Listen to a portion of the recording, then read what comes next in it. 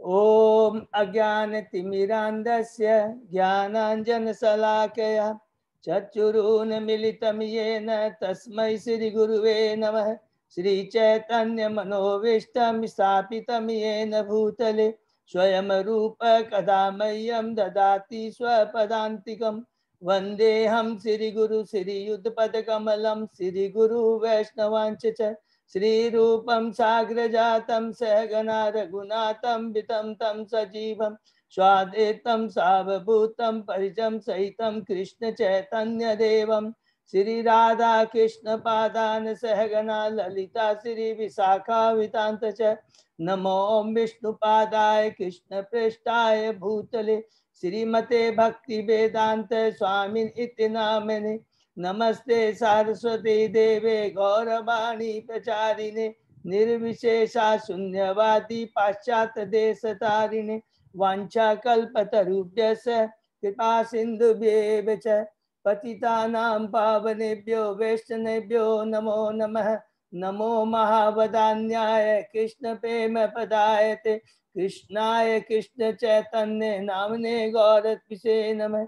हे कृष्ण करुणा सिंधु दीन बंधु जगतपते गोपेश गोपिका कांत राधा कांत नमस्तुते। तप्त कांचन गौरांगी राधे बिंदावनेश्वरु विश्वभानुसुते देवी प्रणमामि हरिप्रिये। नीलांचल निवासाय नित्याय परमात्मने बलभद्र सुभद्रायां जगन्नाथाय ते नमः। जय श्री कृष्ण चैतन्य प्रभु नित्यानंद श्री अद्वैत गदाधर श्रीवासादि गौर भक्तबिंद मुखम करोति वाचालम पंगुलंगे गिरिम यत्कृपातमहं वंदे श्री गुरुम दीनतारिणम परमानंद माधवम श्री चैतन्य ईश्वरम। हरे कृष्णा कृष्णा कृष्णा हरे हरे हरे राम राम राम हरे हरे। श्री श्री मंगलाचरण की जय। शिला प्रभुपाद की जय। हरे कृष्णा। आज के इस भागवतम क्लास में सभी भक्तों का हार्दिक स्वागत है। मेरा दंडवत प्रणाम है। भक्तों की कृपा से, सीनियर डिवोटियों की कृपा से, आचार्य भगवान की कृपा से, प्रभु जी दंडवत प्रणाम। हरे कृष्ण। प्रणाम माता जी। आज हम लोग भागवतम का पाठ कर पा रहे हैं और अभी हम लोग कैंटो 1 का अध्ययन कर रहे हैं। कैंटो 1 में अभी हम लोग कुंती महारानी की जो प्रार्थना है उसको हम लोग कर रहे हैं। उसके पहले हम लोगों ने प्रथम 3 चैप्टर में सबसे पहले जैसे भगवान की हमने महिमा के बारे में सुना, भागवतम की महिमा क्या है, भागवतम का इम्पोर्टेंस क्या है और किस प्रकार भागवतम हम बद्धजीवों को इनवाइट करता, आमंत्रित करता है भागवतम पढ़ने के लिए। पहले 3 श्लोक में हमने पढ़ा, फिर हमने 6 श्लोक जो प्रथम दूसरे तीसरे अध्याय में जो मुनियों ने 6 प्रश्न किए थे उसके बारे में उसके उत्तर हमने पढ़ा।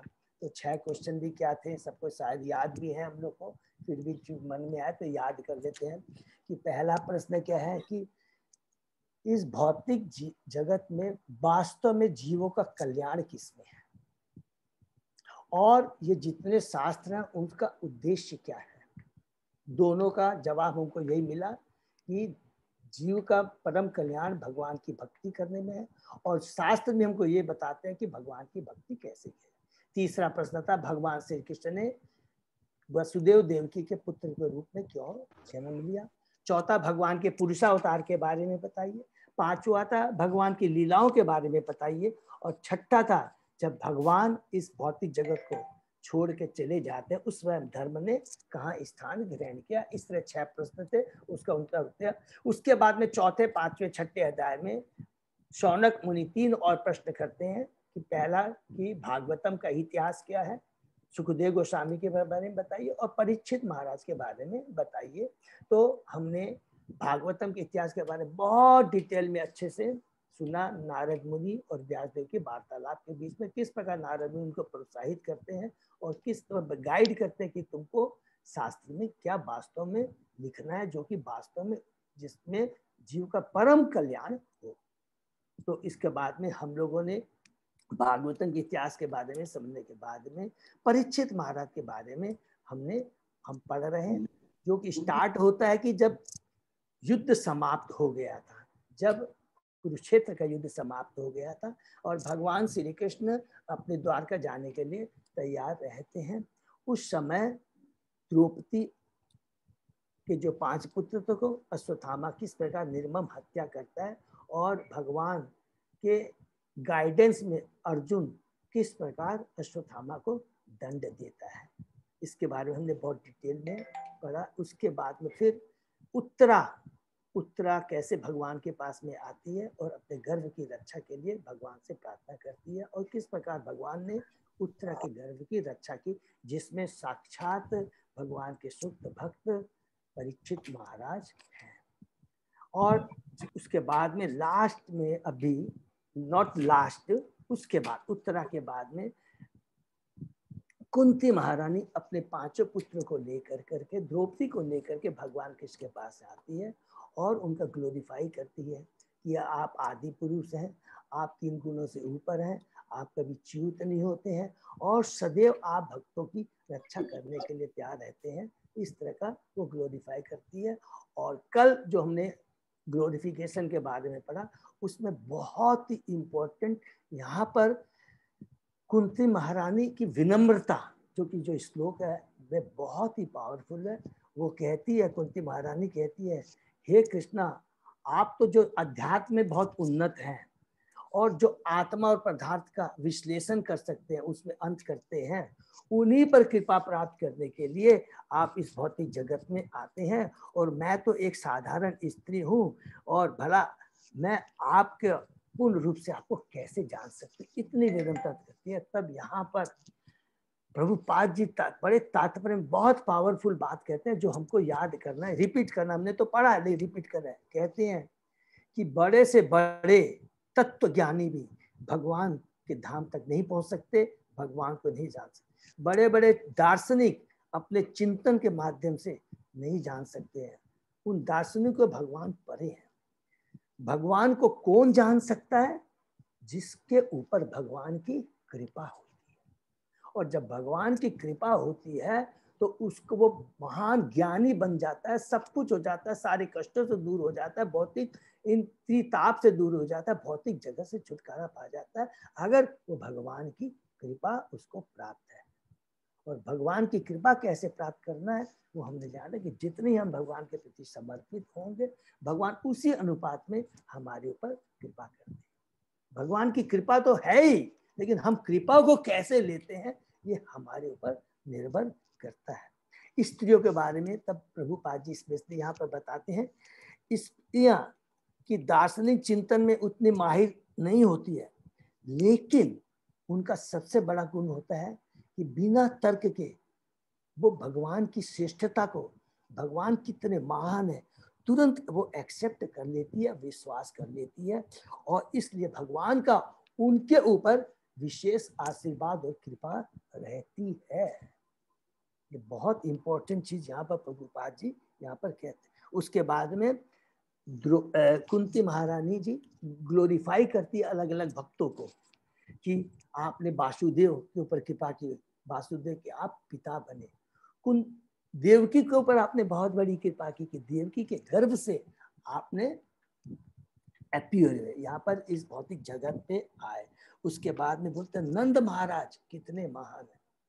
यशोदा के बारे में जैसे हमने कहा यहाँ निकल के आगे का, नंद महाराज कितने महान है, जिनके भगवान श्री कृष्ण छोटे छोटे अपने हाथों से अपनी खड़ाऊ नंद महाराज की उनके माथे पर लेके आते हैं। अगर हम सोचते हैं तो सोचिए नंद महाराज कितने भाग्यशाली, कितने कृपालु। और उसके बाद में कहते हैं कि विशेष करके जो सबसे भाग्यशाली है वृंदावन के गोप और गोपियां, कितना।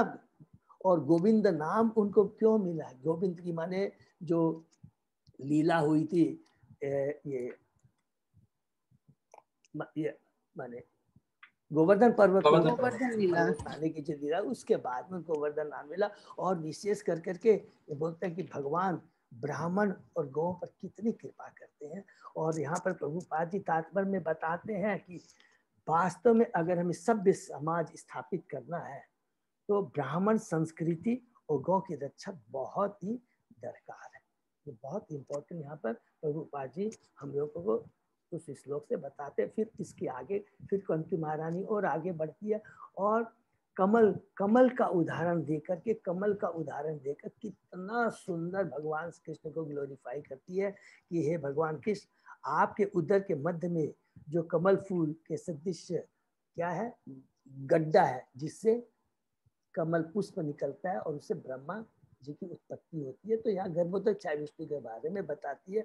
उसके बाद कहती है कि आप सदैव कमल पुष्प की माला पहनते हैं और जो आपका जो चिंतन है, चितवन कमल पुष्प के समान गतिशील है, और क्या है, आपके चरण कमल में क्या है, आपके पाँव में, आपके चरणों में कमल अंकित है।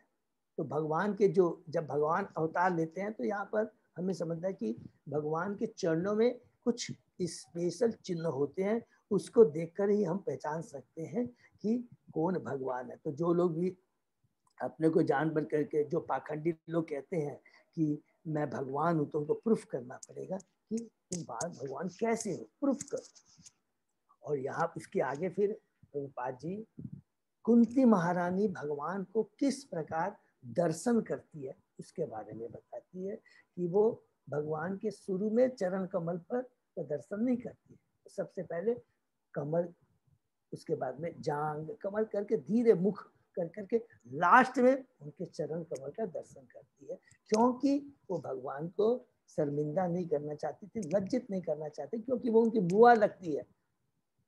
तो कितना वो कुंती हंस होती, लेकिन हम बद्ध जीवों को प्रभुपाद जी बोलते कि हमारे लिए ये चीज एप्लीकेबल नहीं है। हमें सबसे पहले भगवान के चरण कमलों से होते हुए धीरे धीरे ऊपर होते हुए हमें भगवान के मुखार बिंद का दर्शन करना चाहिए। और उसी संदर्भ में प्रभुपाद जी आचार्य हमको गाइड करते हैं, उसी तरह हमें भागवतम भी पढ़नी चाहिए।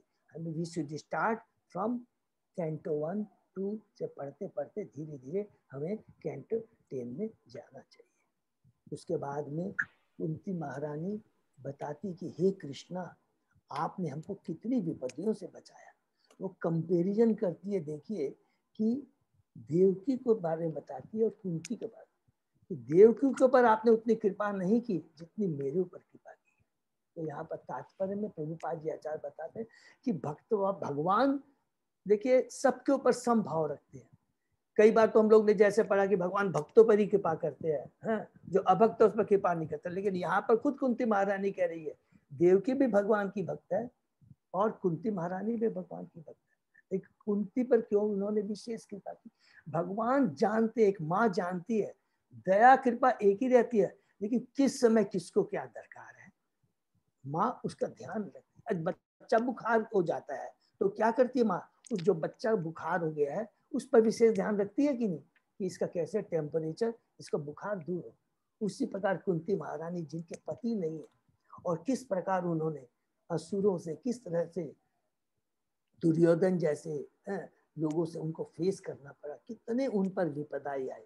विपदाओं का यहाँ पर वर्णन लिखा है कि किस प्रकार भीम को जहर दिया गया, किस प्रकार लाक्षागृह में उनको आग से बचाया गया, किस प्रकार द्रौपदी का अपमान किया गया, किस प्रकार भीम को राक्षस विडंबना से युद्ध करना पड़ा, किस प्रकार कुरुक्षेत्र में महारथियों से उनको युद्ध करना पड़ा पांचों पांडव को, और लास्ट में अश्वत्थामा ने किस प्रकार उत्तरा के गर्भ में उनके जो परीक्षित महाराज है उसकी किस प्रकार उन्होंने रक्षा की। और इतना कहने के बाद लास्ट में जो हमने पढ़ा बहुत ही पावरफुल श्लोक है, उसमें कहती है कुंती महाराज कि हे कृष्ण, ये जो विपत्तियां हैं ये विपत्तियां बार बार हमारे ऊपर आती रहेगी, कि जितने जैसे जैसे विपत्तियां आती रहेगी हम आपका ध्यान करते रहेंगे और आपका हमें दर्शन होता रहेगा। और एक बार जब आपका दर्शन हो जाता है तो उसको फिर इस भौतिक जगत में नहीं आना पड़ता है। और लास्ट में प्रभुपाद जी तात्पर्य में बताते हैं कि भगवान के जो चरण कमल है वो इतने पावरफुल पांव है, माने नाव के समान है, वो इस नाव के समान है जो हमको समुद्र जैसा जो दुख है वो गाय के खुर के समान बन जाता है और जिसको हम आराम से लांघ सकते हैं। इस प्रकार कुंती महारानी अलग अलग तरीके से भगवान से कृष्ण को ग्लोरीफाई करती है। और आगे कुंती महारानी की अभी भी प्रार्थना है, उनका ग्लोरिफिकेशन चालू है, उसको हम लोग आगे पढ़ेंगे। ठीक है, तो हम लोग शुरू करते हैं।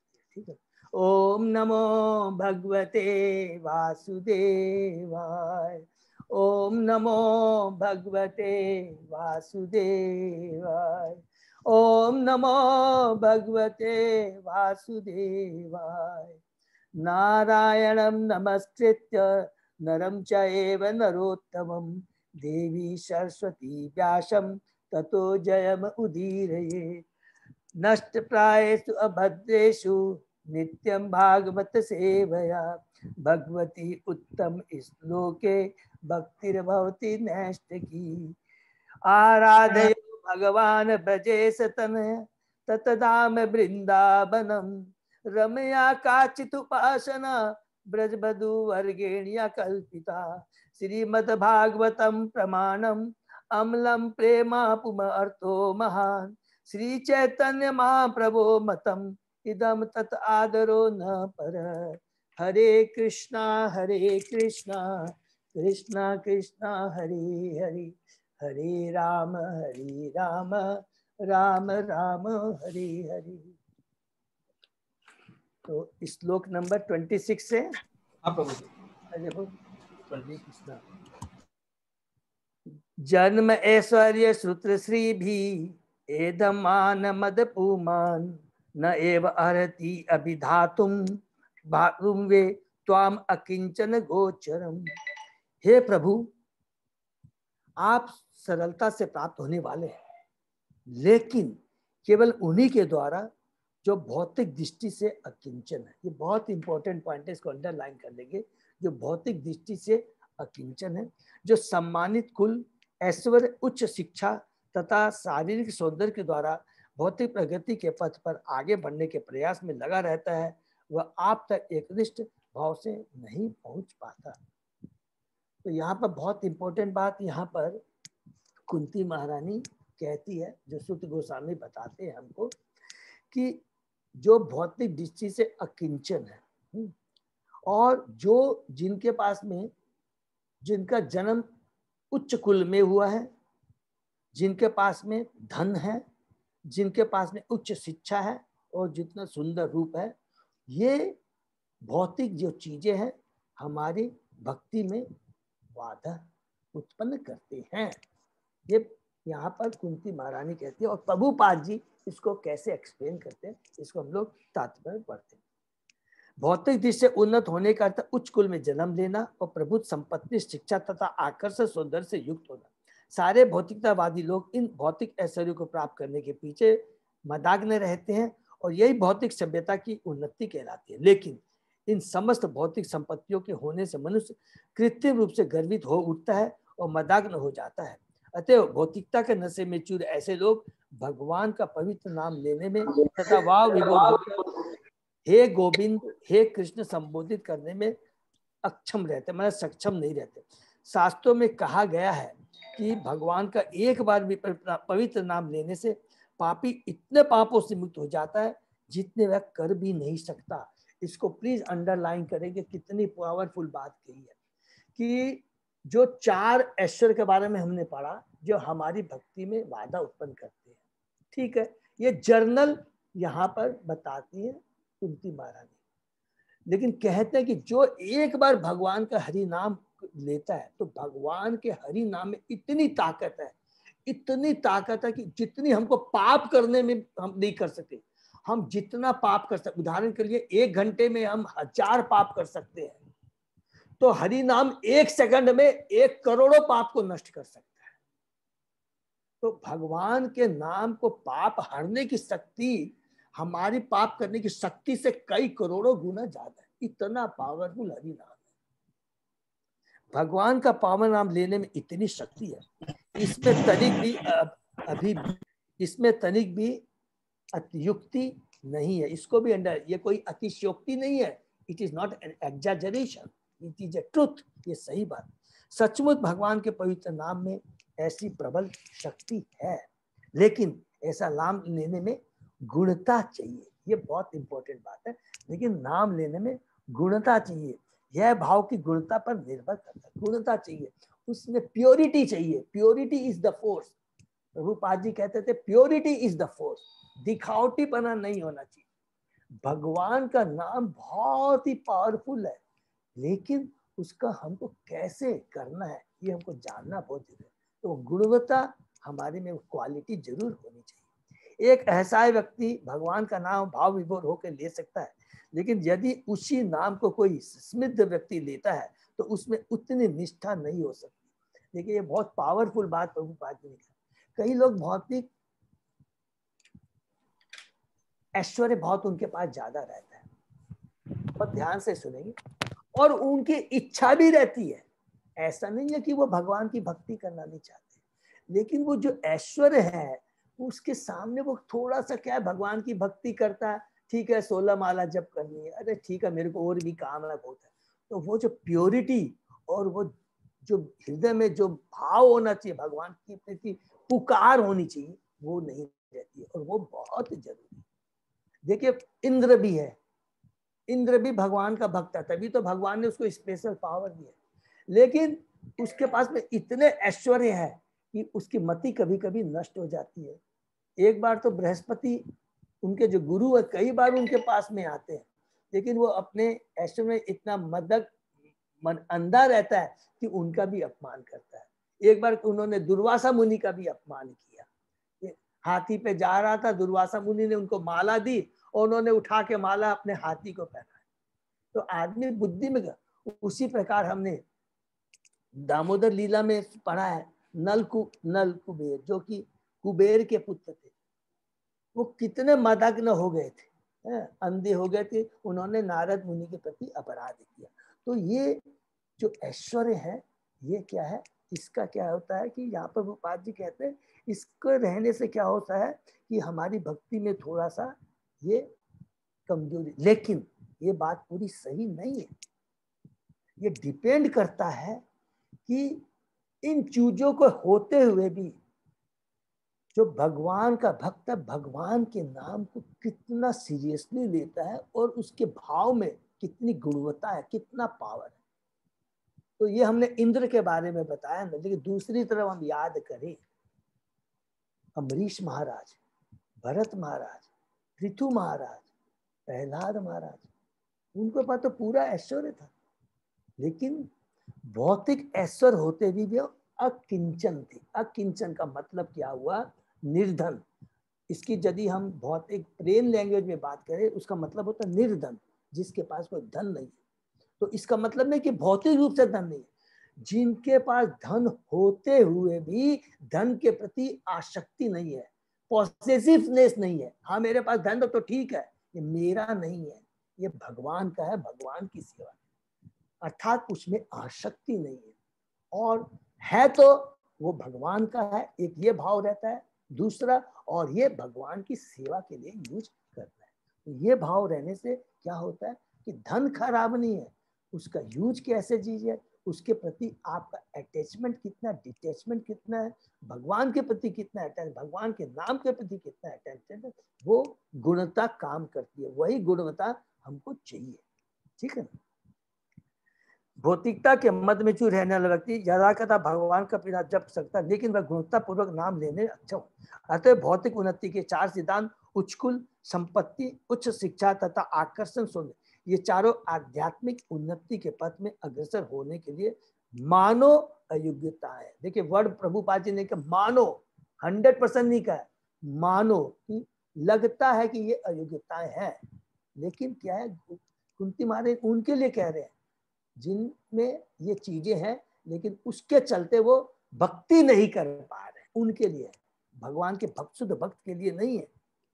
शुद्ध आत्मा का भौतिक आवरण बाह्य गुण है, जिस प्रकार ज्वर रुग्ण शरीर का बाह्य गुण है, जो रोग है, इस रोग को, जो बुखार को कैसे मिटाए।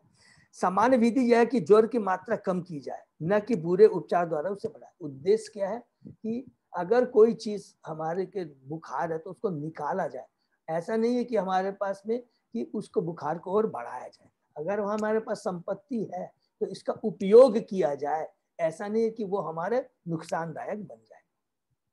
कभी कभी देखा जाता है कि आध्यात्मिक दृष्टि से उन्नत व्यक्ति निर्धन हो जाते हैं, लेकिन इससे हतोत्साहित नहीं होना चाहिए, क्योंकि हमने पढ़ा है कि भगवान बहुत कृपालु है। भगवान हमको अल्प स्वतंत्रता देते हैं, दे करके छोड़ देते हैं, और उसके बाद में भगवान आत्माराम हो जाते हैं कि माने ठीक है तेरे को स्वतंत्रता चाहिए, मैंने दे दी है। लेकिन इसका मतलब ये नहीं कि भगवान खाली बैठे रहते, वो आत्माराम जरूर है, उनको भौतिक जगह से, लेकिन बहुत कृपालु भी है। वो ध्यान देते हैं कि अरे तुमने अल्प स्वतंत्रता का सदुपयोग किया या दुरुपयोग किया। जो सदुपयोग करता है उसको उसी भाव से उसको भगवान फल देते हैं, जो दुरुपयोग करता है और उसको दंड देते हैं। दंड का देने का मतलब उसको करेक्ट करने की चेष्टा करते हैं, ठीक है ना। और जो जिसके पास धन है उसका देखते हैं मिस यूज हो रहा है, तो भगवान मैंने स्पेशली भक्तों के लिए लिखा कि यदि भगवान भक्ति कर, जो भक्त भक्ति कर रहा है लेकिन भौतिकता में के प्रति आसक्त हो जाता है, धन के प्रति आसक्त हो जाता है, तो भगवान उसको निर्धन कर देते हैं, उसको धन को छीन लेते हैं। लेकिन इससे हतोत्साहित नहीं होना चाहिए, उल्टे यह निर्धनता शुभ चिन्ह है। जिस प्रकार की शरीर का ताप घटना शुभ है। जीवन का उद्देश्य, अगर मेरे को टेम्परेचर हाई है तो बढ़ना अच्छा है कि घटना अच्छा है? घटना अच्छा है। तो उसी प्रकार भौतिक जो हमारे पास में जो ऐश्वर्य है वो हमारे दुख का कारण है। बढ़ने से हमारे को देख रहे हैं कि दोष हो रहा है, भक्ति से अलग जा रहा है, तो भगवान उस हाई टेम्परेचर रूपी हमारे भौतिक ऐश्वर्य को धीरे धीरे धीरे कम कर देते हैं। जिस प्रकार हाई टेम्परेचर नुकसानदायक होता है उसको लो किया जाता है, उसी प्रकार यदि मेरे बहुत हाई भौतिक ऐश्वर्य हमारी भक्ति में अवरोधक है तो भगवान उसको कम कर देते हैं। जीवन का उद्देश्य उस भौतिक मद को घटाना होना चाहिए। हरि बोल। जीवन का उस भौतिक मद को घटाना होना चाहिए, जिसके कारण मनुष्य अपने जीवन उद्देश्य के विषय में अधिकाधिक मोहग्रस्त होता जाता है। इस प्रकार से मोहग्रस्त व्यक्ति भगवत धाम जाने के लिए सर्वथा अनुपयुक्त होते हैं। अगर वो भौतिक चीजों के प्रति अंधे हो जाते उसमें, तो वो हमारी भक्ति में अवरोधक है। और भगवान क्या चाहते हैं, भगवान का भक्त क्या चाहता है कि जो हम मिसगाइडेड हैं, जो जीव हैं, उनको किस प्रकार भक्ति में ला कर करके पुनः उनके अपने वास्तविक घर को पहुंचाना, ये भगवान भी चाहते हैं और भगवान का भक्त भी चाहता है। और इसीलिए भगवान भक्त को स्पेशल सपोर्ट करते हैं। इसलिए नहीं कि अरे तू बहुत अच्छी भक्ति कर, नहीं, तू मेरा बहुत प्यारा है, क्योंकि तू और दूसरे भक्तों को भी, अपने प्यारी आत्माओं को, मेरी आत्माओं को, उनको भगवान के धाम, मेरे धाम लाने में मदद करेगा। ठीक है, नेक्स्ट। हाँ प्रभु, हाँ प्रभु। मुझे एक छोटा सा डाउट है मन में। हाँ प्रभु बोलिए ना। अभी आपने बोला ना कि भी हमको भगवान ने अल्प स्वतंत्रता चाहिए थी तो दे दी। अब हम अगर अल्प स्वतंत्रता का सदुपयोग करें कि दुरुपयोग ये हमारे ऊपर है। हाँ, तो अल्प स्वतंत्रता हमको मिली क्यों? क्योंकि हम लोगों को भोग करना था, स्वामित्व करना, इसलिए। हाँ, तो इसका मतलब उस माइंडसेट के साथ जब हम यहाँ आए तो यहाँ आने के ऑब्वियसली हम दुरुपयोग ही करेंगे, यानी कि हम तो भोग में ही लगेंगे। हाँ प्रभु, क्योंकि भौतिक शरीर यहाँ आने का मतलब यह है कि हमारी चेतना में डाउनफॉल हुआ, सिंपल चीज। करेक्ट। हाँ, तो फिर इसमें वापस टर्न कैसे होंगे? हाँ, मतलब वापस टर्न कैसे होंगे, मतलब उस अच्छे कॉन्सेप्ट में कैसे हम लगेंगे? हरि बोल। उस जब भगवान, यहाँ प्रभु का बहुत अच्छा प्रश्न है, बहुत ध्यान से सुनेंगे। जब भी भगवान बहुत कृपालु है, जब हम बहुत जिद्दी करके इस भौतिक जगत में आते हैं तो भगवान दो चीज करते हैं। एक, भगवान बोलते कि तू जो चाहता है एक बार तू भोग लेने की इच्छा जो तेरी है, ठीक है, तू भोग ले। नंबर, उसके लिए भगवान पूर्ण स्वतंत्रता नहीं देते, अल्प स्वतंत्रता देते हैं। नंबर, और उस अल्प स्वतंत्रता के अंदर में भी 3 पार्ट है। पहला क्या, यू कैन ओनली डिजायर। स्वतंत्रता से आप खाली डिजायर कर सकते हैं। डिजायर करने के बाद में उस डिजायर को पूरा करने के लिए जो सामग्री की दरकार होती है और उसका एग्जीक्यूशन का कार्य भी भगवान ही करते हैं।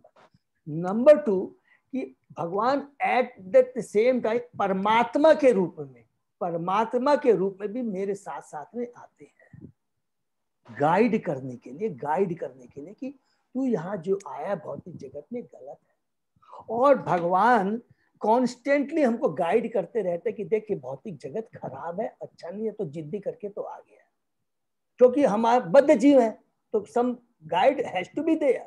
तो भगवान चैत्य गुरु के रूप में आते हैं और साथ में साथ वो अल्प स्वतंत्रता भी देना है। नहीं देंगे तो वो आप या भौतिक जगत में आके जो आपने कहा कि तुम भोग लो, उसका फायदा क्या हुआ? Then otherwise you will become like a Robert.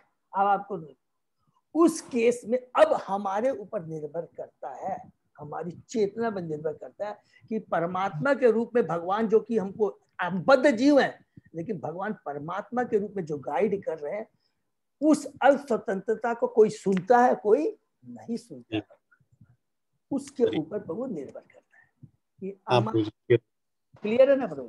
हाँ एकदम क्लियर है। तो यहाँ पर हम लोग इस चीज को भी जोड़ सकते हैं। एक बार मेरे को याद आ रहा है कि जैसे प्रभुपाद जी का वो सीरियल जब चल रहा था तो उसमें जो उनके लड़के थे बहुत जिद्दी कर रहे थे, एक पंखा जो घूमता है तो बोलता है ठीक है तू अंगुली घुसा के एक बार चोट लगी, बोले दोबारा तुम्हारी इच्छा करी है पंखे में हाथ देने की, अंगुली देने की। तो जैसे चोट लग गई तो उसको एहसास हो गया कि ये तो गड़बड़ है, ये तो मतलब देने से मेरे को चोट होगा। बिल्कुल तो यहाँ पे जोड़ सकते हैं कि इस एग्जाम्पल को। बिल्कुल प्रभु, बिल्कुल आप जोड़ सकते हैं, बिल्कुल परफेक्ट है, एकदम सही बात कहा आपने। और ये चीज हमेशा याद रखेंगे कि जहां पर कि ये भगवान का जो आप कई बार हम देखते हैं ना प्रभु, हम लोग ने खुद ही देखा है कि प्रैक्टिकल हम जब एग्जाम्पल देके करते हैं, से फॉर एग्जाम्पल है एक माँ का लड़का हाई टेम्परेचर है, कई बार आपने देखा वो इतने जिद्दी कर लेता, बरसात आ रही नहीं मैं तो बरसात के पानी में भीगूंगा, मेरे को बरसात में, और बच्चे देखो वो नहा रहे हैं मैं भी नहाऊंगा, तो जिद्दी करते हैं। तो माँ, हम लोग बोलते हैं, अरे कई लोग बोलते हैं अरे भगवान तो माता पिता है, तो भगवान कैसे उसको ये काम करने के लिए दे देते हैं? अरे हमने किया तभी तो आध्यात्मिक, जैसे भगवान तो थोड़ी ना खुशी है। माँ को बहुत दुख होता है कि बच्चा बीमार है, 4 डिग्री टेम्परेचर है, फिर भी जिद्दी करके बाहर जा रहा है, बुखार है, सर्दी लगी हुई है, मैं आइसक्रीम खाऊंगा। हम तो अपने प्रैक्टिकल जीवन में देखते हैं, माँ को बहुत दुख होता है, लेकिन गुस्से में आके बोलते हैं ठीक है ले एक तो खा ले। लेकिन क्या माँ को खुशी होती है? नहीं होती है। माँ को तुरंत वो बीमार पड़ता है तो उसको इंजेक्शन देती है, उसको दवा देती है। बाहर चला जाता है तो दाई को भी साथ में भेज देती है, देखिए अगर इधर उधर नहीं भाग जाए है तू इतना ध्यान। तो दाई के रूप में भगवान कितने कृपालु है, परमात्मा के रूप में आके बैठे रहते हैं, दाई के रूप में गाइड करते रहते हैं, एक एक पल हमको गाइड करते रहते हैं। ये बहुत इंपॉर्टेंट चीज हमको समझना। इसीलिए जितना हम डीपली जाएंगे तो हम क्या पाएंगे कि भगवान वास्तव में क्या है, परम कृपालु है, हमारे रियल वेल विशर है, 2 और तीसरा कभी पक्षपात नहीं करते। हरे कृष्णा प्रभु जी। हाँ माता जी। प्रभु जी, एक तरफ तो ये होता है कि हमको अल्प स्वतंत्रता दे दी है भगवान ने, हाँ, तो हम अपने कर्मों को कैसे शुद्ध करें वो हमारे ऊपर है। हाँ, और दूसरी तरफ ऐसा भी बोलते हैं कि भगवान की इच्छा के बिना पत्ता भी नहीं हिल सकता। हाँ, तो इसमें थोड़ा कंफ्यूजन होता है ना कभी कभी। नहीं माता जी, उसको अभी कंफ्यूजन को आपको दूर कर रहा हूँ, एकदम क्लियर लिखा भगवान ने क्या किया, भगवान के बिना अभी हमने क्या बात किया, हम डिजायर कर सकते हैं, हम अल्प स्वतंत्रता का प्रयोग क्या करते हैं, इच्छा व्यक्त कर सकते हैं, लेकिन उस इच्छा को पूरा करना नहीं करना भगवान के ऊपर निर्भर करता है। इसीलिए कहा गया कि भगवान की इच्छा के बिना एक पत्ता हिल नहीं कर सकता। समझ में आया माता जी? हाँ, हरे कृष्णा, समझ में। हाँ, आप ये पत्ता बिल्कुल, इसमें सही बात है, इसमें बिल्कुल भी नहीं हिल सकता।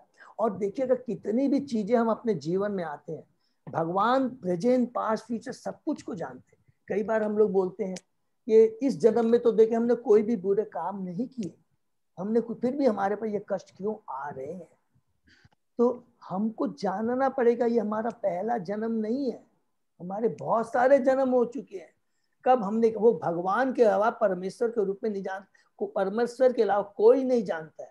और यमराज का भी जो खाता बनता है, यमराज के पास में जो रिपोर्टिंग होती है वो परमेश्वर ही उसको फॉरवर्ड करते हैं। अर्थात परमेश्वर एक एक क्षण, एक एक सेकंड हमारे संग में रहते हैं, हमने क्या किया, क्या डिजायर किया, क्या एक, और जो हमने किया उसका पूरा रिकॉर्ड परमेश्वर यमराज को भेजते रहता है, यमराज रिकॉर्ड करता है, और उसके भगवान के परमेश्वर के आदेश के अनुसार यमराज उसको रिकॉर्ड करते हैं, और उसके सामने भगवान के जो विधान नियम बनाए गए हैं यमराज उसके अनुसार दंड देता है। ऐसा नहीं है कि यमराज भी अपने मन से दे देगा, हर चीज भगवान की बनाई हुई एकदम। We all are only here to just to execute. Even चाहे देवता का आप ले लीजिए, किसी का भी ले लीजिए, देवता अपनी पावर से बाहर नहीं जा सकते हैं, everybody has got limited power, अल्प स्वतंत्रता है उनको, उससे बाहर जा ही नहीं सकते। ये भगवान की बहुत बड़ा जो इनकी भगवान का जो विज्ञान है, भगवान के जो नियम है, और सब कुछ एकदम फिक्स है और सब आत्माओं के लिए एक समान है। ये सबसे इम्पोर्टेंट चीज है। हम सोच सकते हैं कि हमारे से गलत अच्छा हुआ, क्योंकि हमारी ज्ञानता के चलते हम ये चीज बात बोलते हैं। ठीक है ना? हरे कृष्ण। नेक्स्ट। हाँ, हरे कृष्ण। नमः अकिंचन वीताय निवृत्त गुण वृतये आत्म आरामाय शांताय केवल्य पतये नमः। मैं निर्धनों के धन आपको नमस्कार करती हूँ। आपको प्रकृति के भौतिक गुणों की क्रियाओं प्रतिक्रियाओं से कोई सरोकार नहीं है। आप आत्म संतुष्ट हैं, अतः आप परम शांत तथा अद्वैतवादियों के स्वामी हैं, केवल पति। कितना बढ़िया यहाँ पर कुंती महारानी 5 भगवान के बारे में। पहला तो क्या है, आप अकिंचन वीता है। मैं निर्धनों के धन आपको नमस्कार। निर्धनों के धन अभी सबको क्लियर आ गया। निर्धनों के धन का मतलब है कि जिनकी, निर्धन कौन है आध्यात्मिक दृष्टि से, जिसको भौतिक चीज के प्रति कोई आसक्ति नहीं है, उनका मैं धन हूं। मैं किसका धन हूं? जो मेरे शुद्ध भक्त हैं, जिनको भौतिक चीजों के प्रति आसक्ति नहीं। कितना सुंदर ये बात। आपको दूसरा क्या बोलती है, निवृत्त गुण वृत्त है। आपको प्रकृति के भौतिक गुणों की क्रियाओं प्रतिक्रियाओं से कोई सरोकार नहीं। भगवान क्या बोलते हैं कि भगवान भौतिक जगत का निर्माण करते हैं, सारी भौतिक जगत में व्यवस्थाएं करते हैं। सब कुछ करने के बाद भी उनको भौतिक जगत के उतार चढ़ाव क्रियाओं नहीं कि उनसे कोई भी लेना देना नहीं। वो तो परमात्मा के रूप में, क्षीरोदक्षाई विष्णु के रूप में, परमात्मा के रूप में हर जीव के हृदय में आके बैठ जाते हैं और उनको गाइड करते हैं और उनकी कार्यों का निरीक्षण करते रहते हैं। तीसरा, आप आत्म संतुष्ट है। ये बहुत सिंपल है। आत्मा राम है भगवान, हमारी को उनको उससे किसी लेना देना नहीं है। वो हमेशा न्यूट्रल रहते, अपने में ही आनंद रहते। भगवान को जरा भी शोक नहीं होता है, वो एकदम आत्म संतुष्ट रहते, परम शांत है, नेचुरली है। भगवान के ऊपर 3 गुणों का कोई प्रभाव नहीं है, वो परम शांत है तथा अद्वैतवादियों के स्वामी है। हरि बोल। तो अद्वैतवादियों के स्वामी है, अर्थात माने केवल्यपति। आप समझ गए होंगे, जो कि भगवान की ब्रह्म ज्योति में विलीन होना चाहते। केवल्यम, केवल्यम का मतलब वो क्या है कि भौतिक जगत से छुटकारा पा कर करके केवल्यम, और भगवान की ब्रह्म ज्योति में विलीन हो जाता है उनके लिए। तो हम लोग तात्पर्य पढ़ते हैं, यदि जीव के पास कुछ भी न रहे तो समाप्त हो जाता है। अतएव वास्तव में देखा जाए तो जीव परित्यागी नहीं हो सकता। जीव जो कुछ त्याग करता है वह और अधिक महत्वपूर्ण उपलब्धि पाने के लिए करता है। एक विद्यार्थी अपनी बाल्यकाल की चपलता का त्याग श्रेष्ठ शिक्षा प्राप्त करने के लिए करता है। एक नौकर अधिक अच्छे काम के लिए अपना काम छोड़ता है। देखिए, त्याग किसको बोलते हैं? माने ये त्याग नहीं हुआ है कि अगर हम एक नौकरी छोड़ के दूसरी नौकरी छोड़ पकड़ते हैं तो पहली जो नौकरी छोड़े हैं तो वो त्याग नहीं हुआ। Just to have a better opportunity, to enjoy better opportunity, आपने पहली चीज को त्यागा तो वो त्याग नहीं है। ठीक है, इसी प्रकार ये भक्त इन भौतिक जगत का परित्याग व्यर्थ नहीं करता, हरि बोल, अपितु कुछ आध्यात्मिक उपलब्धियों के लिए करता है, हायर काज के लिए करता है, बेटर चीज को पाने के लिए करता है। श्री रूप गोस्वामी, सनातन गोस्वामी, रघुनाथ दास गोस्वामी आदि ने भगवान की सेवा के लिए ही सांसारिक तरफ भड़क का परित्याग किया। सांसारिक दृष्टि से वे महापुरुष थे। ये गोस्वामी बंगाल सरकार में मंत्री थे और श्री रघुनाथ दास गोस्वामी अपने समय के बहुत बड़े जमींदार के पुत्र थे, लेकिन उन्होंने अपना सर्वस्व त्याग दिया जिससे उन्हें इससे श्रेष्ठतर उपलब्धि हो सके। भक्तगण सामान्यतः संपत्ति विहीन होते हैं, लेकिन भगवान के चरण कमल उनके गुह्यतम कोष हैं। इसको अंडरलाइन कर लेंगे प्लीज, कि हमको लगता है कि हमारे भक्तगण है संपत्तिहीन, नहीं, उनके पास में एक महान ट्रेजरर है। क्या है वो? कौन सा कोष है? भगवान की कृपा, भगवान के चरण कमल, जिसको अभी हमने पढ़ा था कि जिसके पास भगवान के चरण कमल है वो एक ऐसी पावरफुल नौका का काम करते हैं जो बड़े से बड़े समुद्र से भी हमको पार लगा सकते हैं।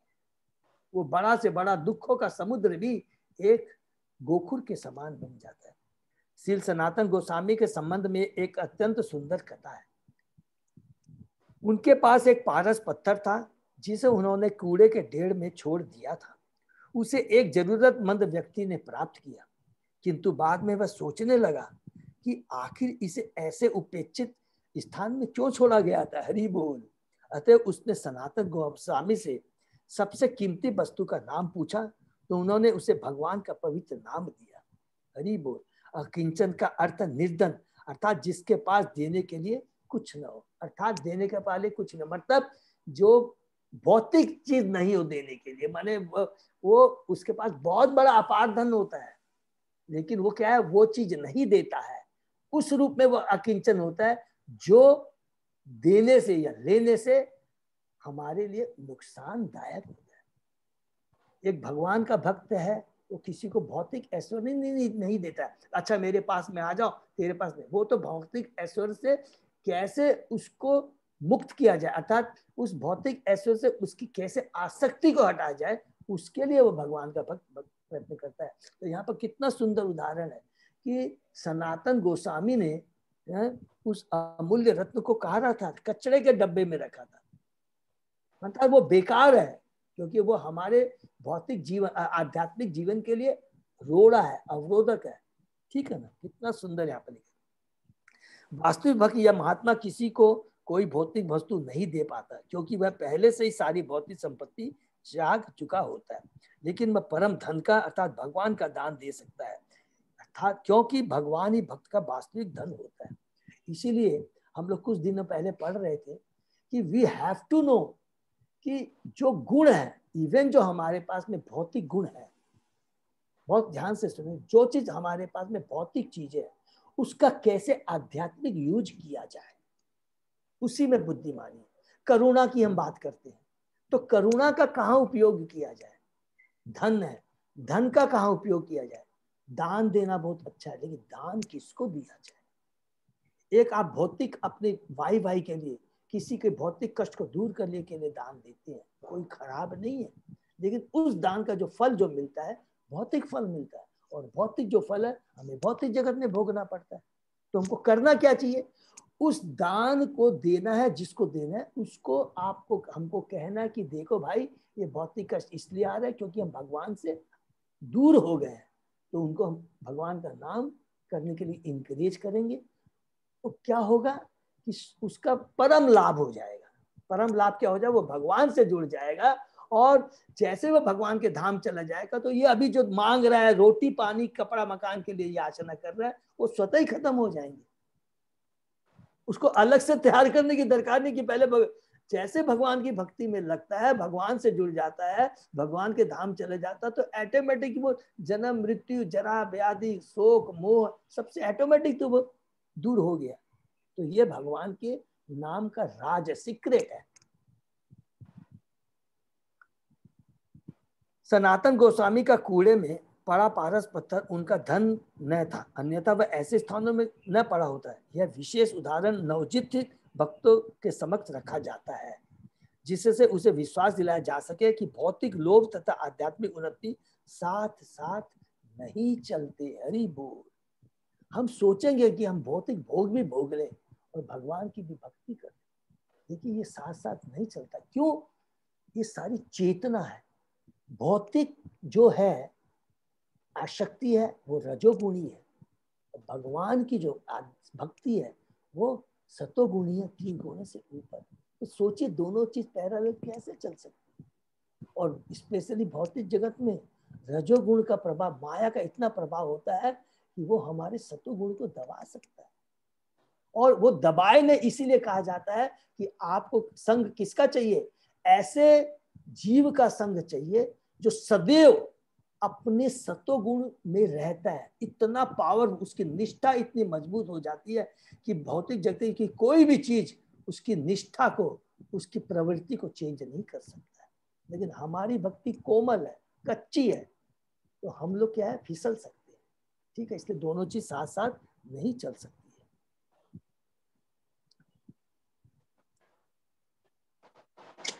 जब तक कोई व्यक्ति हर वस्तु को भगवान के साथ आध्यात्मिक रूप से संबंधित नहीं देखता, तब तक उसे आत्मा तथा पदार्थ में अंतर दिखता है। श्री सनातन गोस्वामी जैसे गुरु ने यह उदाहरण हम सब लोगों के लिए प्रस्तुत किया, क्योंकि हम में वैसी आध्यात्मिक दृष्टि नहीं है, यद्यपि वे स्वयं प्रत्येक वस्तु को आध्यात्मिक रूप में देखने वाले। ये 4 लाइन को हम प्लीज अंडरलाइन कर लेंगे, ये बहुत ही पावरफुल है। यहाँ पर बोलते हैं कि पदार्थ और आध्यात्मिक, आत्मा और पदार्थ में अंतर दिखता है। जब हम बिगिनिंग स्टेज में रहते हैं तब हमको सिखाया जाता है कि what is material and what is spiritual. हम शरीर नहीं, हम आत्मा है, क्योंकि हम बद्ध जी है, ये हमको शुरू में सिखाया जाता है। और उस समय हम क्या करते हैं कि भौतिक चीजों का भौतिक पर्पज से यूज कर रहे होते हैं और आत्मा के बारे में जानते हैं। लेकिन जैसे जैसे धीरे धीरे धीरे धीरे हम भक्ति में आगे बढ़ते जाते हैं तो देखेंगे हमारे में चेंज क्या आता है। उस भौतिक चीज को भी हम भौतिक नहीं देखते हैं, हमारी दृष्टि चेंज होती चली जाती है, अर्थात सारी चीज आध्यात्मिक हो जाती है। क्यों हो जाती है? क्योंकि वो ये जानता है जो कुछ भी है कृष्ण है, जो कुछ भी है कृष्ण का है, और जो कुछ भी है कृष्ण की सेवा के लिए है। तो उसके लिए भौतिक चीज मतलब ही नहीं रह गया ना। आप समझे कितनी डीपली बात किया गया कि माने हर चीज कृष्ण। आज ये मैं कलम है, अगर मैं भौतिक दृष्टि से देखूं ये कलम है, लेकिन ये आप देखेंगे अरे ये तो भगवान की संपत्ति है, इसको हमको भगवान की सेवा में लगाना चाहिए, भगवान का नाम लिखने के लिए लगा। चेतना ही वो हमेशा आध्यात्मिक लेवल पर ही रह जाती है, वो उसके सामने कुछ भी भौतिक नहीं रहता। ये होती है जो उच्च कोटि का भक्त होता है। उत्तम 3 तरह के भक्त होते हैं। जो उत्तम कोटि का भक्त होते हैं उसकी प्रवृत्ति यही होती है, वो हर वस्तु में भगवान को दिखता है और भगवान को हर वस्तु के अंदर दिखता है, भगवान से कोई चीज अलग नहीं देखता है। ठीक है ना। आगे, आध्यात्मिक उन्नति में भौतिक दृष्टि का विकास या भौतिक सभ्यता एक रोड़े का काम करती है।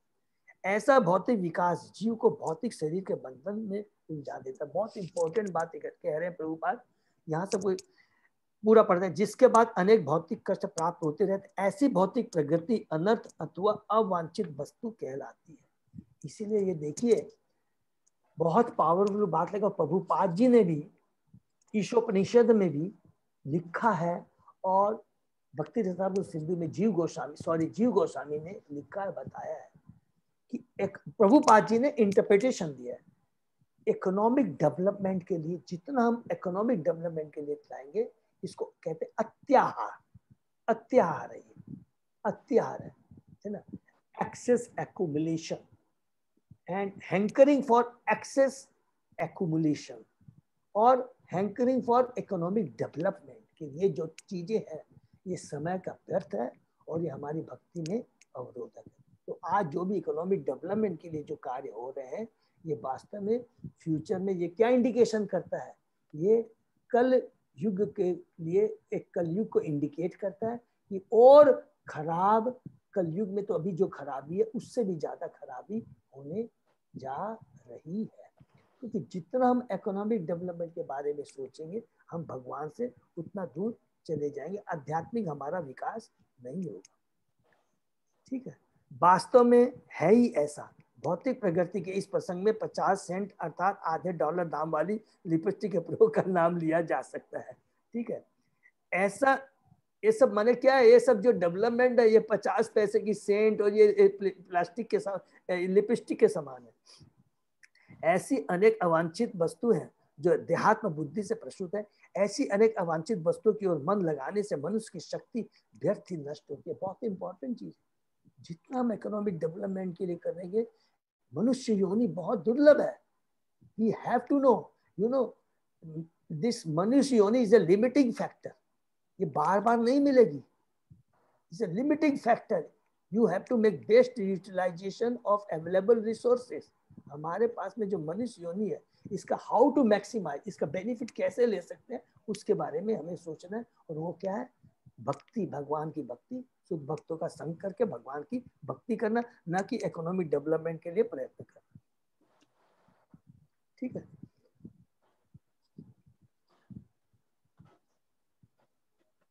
दूसरा उदाहरण, चंद्रमा तक पहुंचने के प्रयास में शक्ति का अपव्यय। क्योंकि यदि चंद्रमा तक पहुंच भी लिया जाए तो भी जीवन की समस्या हल होने वाली नहीं है। अब चंद्रमा पर पहुंच के अल्टीमेटली हम अगर अपने से ही प्रश्न करें, what is your purpose, purpose क्या है? सबसे बड़ी चीज है कि भगवान गीता में भगवान और भक्त एक ही चीज देते हैं हमको, भगवान से संबंध, प्रयोजन और अभिधेय।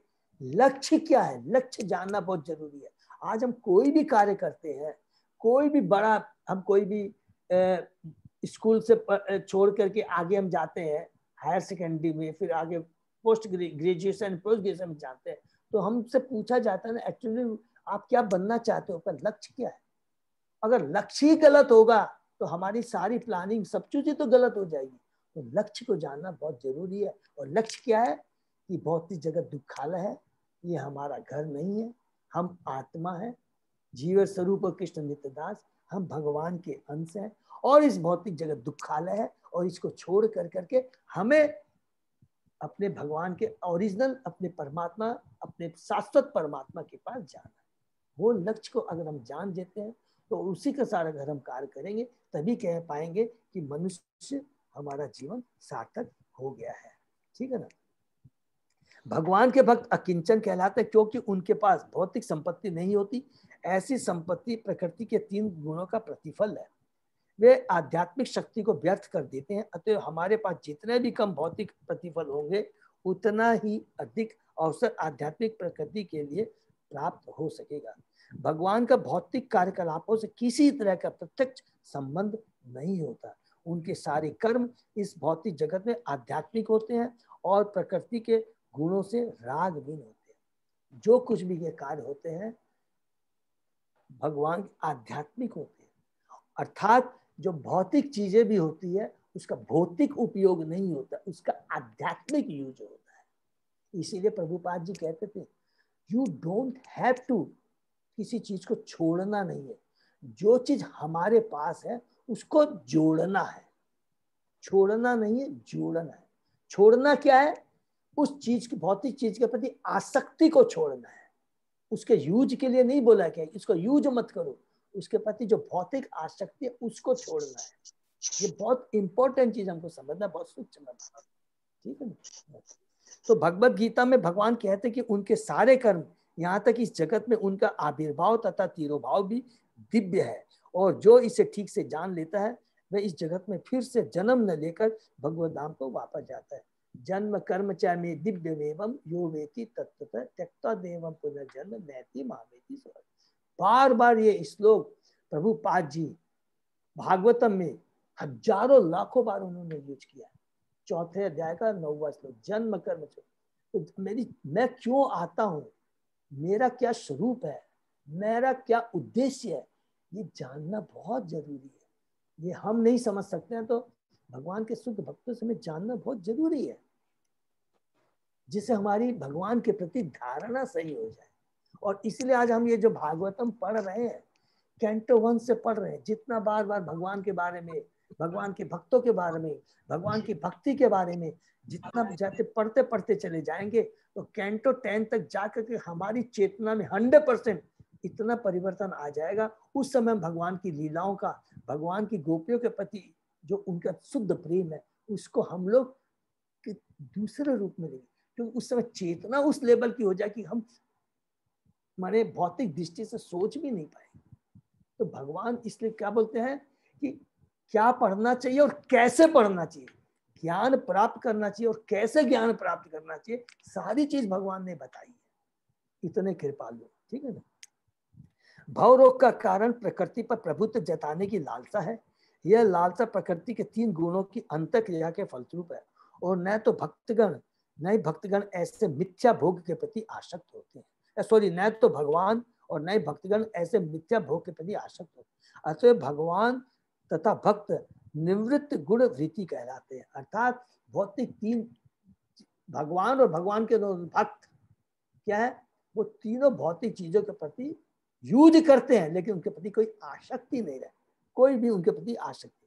पूर्ण निवृत्त गुण वृत्ति तो परमेश्वर है जो प्रकृति के गुणों द्वारा कभी आकृष्ट नहीं होते, लेकिन जीवों में ऐसी प्रवृत्ति पाई जाती है। इनमें से कुछ माया के मोहाकर्षण में फंस जाते हैं, लेकिन जो भगवान का शुद्ध भक्त होता है वो और भगवान के उद्देश्य में, भगवान की सोच में एकत्व हो जाता है। वो ऐसा नहीं करता है। हम बद्ध जीवों के प्रति ये एप्लीकेबल होता है कि हम भौतिक चीजों के प्रति आकर्षित हो जाते हैं, उसके आकर्षण में फंस जाते हैं। क्योंकि भगवान भक्तों के धन है और भक्तगण भगवान के धन है। हरि बोल। क्योंकि भगवान भक्तों के धन है और भक्तगण भगवान के धन है, ठीक है ना। अतएव भक्तगण निश्चित रूप से प्रकृति के गुणों से परे होते हैं। यह सीधा साधा निष्कर्ष है। ऐसे अनन्य भक्त उन मिश्रित भक्तों से भिन्न है जो दुख तथा दरिद्रता को दूर करने के लिए या उत्सुकता तथा कल्पना के कारण भगवान के पास जाते हैं। माने भौतिक, जिनकी भक्ति मिश्रित भक्ति होती है, कोई शर्म की बात नहीं है। हम बद्ध जीव हैं, हमारी मिश्रित भक्ति है और हमको एकदम स्वीकार करना चाहिए। We should not try to hide, क्योंकि माया इतनी प्रबल है। लेकिन धीरे धीरे भक्ति करते करते करते करते करते क्या है, हमारी आसक्ति धीरे धीरे कम हो जाएगी, ठीक है ना। तो इसमें कोई घबराना नहीं है। जो 4 तरह के जो लोग हैं भगवान के पास जाते हैं तो भगवान खुद ही बोलते हैं, हाँ भाई भौतिक लाभ के लिए आते हैं। तो भगवान ने क्या बोला, खराब नहीं है। अगर भौतिक सुख भी चाहिए तो कृपा करके मेरे पास में आओ, किसी व्यापारी के पास मत जाओ, किसी पाखंडी के पास मत, किसी पाखंडी गुरु के पास मत जाओ। वो हमको और भौतिकता में लपेट दे देगा, मिसगाइड कर देगा और इस मनुष्य योनि को हमारा बर्बाद कर देगा, ठीक है ना। अनन्य भक्त अर्थात भगवान का एक दूसरे से दिव्य संबंध होता है, लेकिन अन्यों से भगवान को कुछ लेना देना नहीं होता। अतएव वे आत्माराम है, माने जिनसे उनको कोई मतलब नहीं, एकदम न्यूट्रल है भगवान। या आत्माराम होने के कारण वे समस्त अद्वैतवादी के स्वामी हैं, जो भगवान के अस्तित्व में एकार होना चाहते। वो आत्माराम है और भगवान ने अपनी भक्ति के बारे में बता दिया। लेकिन उसके बावजूद भी अगर कोई उनके ब्रह्म ज्योति में विलीन होना चाहता है तो भगवान कहते हैं you are most welcome, you are most welcome, no problem. उनकी भी इच्छा पूर्ति करते हैं। ऐसे अद्वैतवादी भगवान के व्यक्तिगत तेज में, जिसे ब्रह्म ज्योति कहते हैं, एकाकार होते हैं। लेकिन भक्त तो भगवान की दिव्य लीलाओं का में प्रवेश करते हैं, जिन्हें कभी भी भौतिक नहीं मानना चाहिए। हरि बोल। तो भगवान के कितने बड़े गुण हैं कि भगवान के भक्त हैं, उनके ट्रेजरर हैं, उनको 3 गुणों से कोई मतलब नहीं होता है। आत्मा राम है, भगवान के जो भक्त हैं और भगवान दोनों एक दूसरे के ट्रेजरर हैं, उनकी संपत्ति है। और जो ब्रह्म ज्योति में मिलना चाहते हैं, भगवान कहते हैं नो प्रॉब्लम, आप ही जा सकते। तो भगवान बहुत इतना सुंदर, सॉरी आज इतना ये इतना पावरफुल था ये भगवान ने जो यहाँ प्रभुपाद जी ने लिख दिया। हम लोग प्रभुपाद जी के बहुत बहुत आभारी है। हमेशा प्रभुपाद जी के बारे में हमको उनके कृपा का हमेशा सोच याद करना चाहिए कि आप इतने कृपालु हैं। इन्होंने कितनी सत्यता का उजागर किया। हरे कृष्णा। सब भक्तों को मेरा दंडवत प्रणाम। मैं यहाँ पर लास्ट में कहूँगा थोड़ा बच के रहिएगा, ध्यान रखिएगा, अपना भक्ति कीजिएगा है। और हमारे मंदिर के लिए जस्ट हमारे पास में, because I very is my duty, और मैं हम सब भक्ति कर रहे हैं। जिनकी भी जितनी भी श्रद्धा हो, जो भी हो, मंदिर से बात। आज मेरी अभी मीटिंग है, जस्ट 1 घंटा बाद में मेरी CDC मीटिंग है with president and CDC members है। उनकी प्रार्थना, उन्होंने एक हम्बल रिक्वेस्ट किया, जिसकी भी जो श्रद्धा हो, चाहे 5 रुपया या 10 रुपया है, इस सेवा का पूरा फायदा उठा करके अपने को, अपने जीवन को धन बना। तो जिसकी भी जितनी भी श्रद्धा है, जो भी है, जितना भी कलेक्शन हो बता देंगे तो मंदिर में देंगे। तो ये हमारे ऊपर भगवान की हमारे ऊपर बहुत बड़ी कृपा होगी। हरे कृष्णा। सब लोग अपने को सुरक्षित रखेंगे और जिससे ज्यादा ज्यादा। हरे कृष्णा प्रभु जी, दंडवत प्रणाम। हरे कृष्णा, दंडवत प्रणाम। हरे कृष्णा प्रभु जी, दंडवत हरे प्रणाम। कृष्णा प्रभु जी, दंडवत प्रणाम। प्रणाम। हरे कृष्णा प्रभु जी, दंडवत प्रणाम। प्रभु जी, दंडवत प्रणाम। हरे कृष्णा प्रभु जी, दंडवत प्रणाम। हरे कृष्णा प्रभु जी, हरे कृष्णा प्रभु, दंडवत प्रणाम। सही भक्तों का बहुत बहुत धन्यवाद। और आज का क्लास में लोग ये विराम देते हैं। हरे कृष्णा। हरे कृष्णा। हरे कृष्णा।